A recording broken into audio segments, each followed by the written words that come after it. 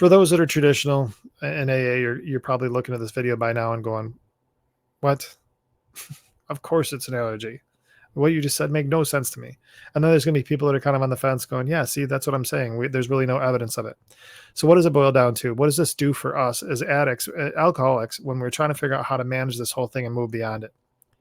Knowing that's an allergy or not knowing it's an allergy, there's no um, Sudafed to take care of the symptoms of, allergic reaction there's medication if you had an allergic reaction to alcohol as a true traditional allergy, but there's no chemical that's going to deal with if it truly is an allergy, to alter the chemicals back to their original state. So with that, I still am torn on whether it's an allergy or not, but what does it matter?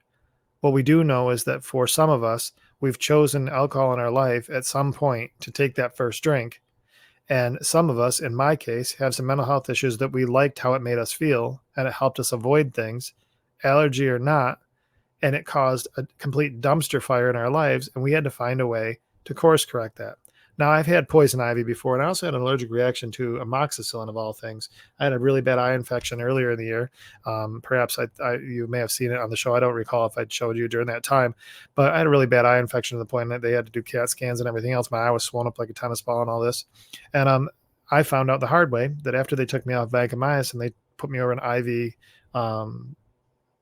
whatever I just said. Anyway, they put me on the IV, and then I had a reaction to amoxicillin. That's what it was.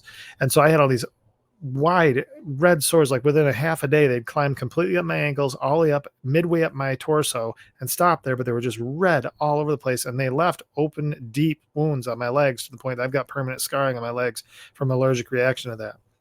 There was no going back from that. Those scars are there, and there was, no matter what they try to do to stop it, it just took a while to stop it. They'd use a different antibiotic to take care of this problem.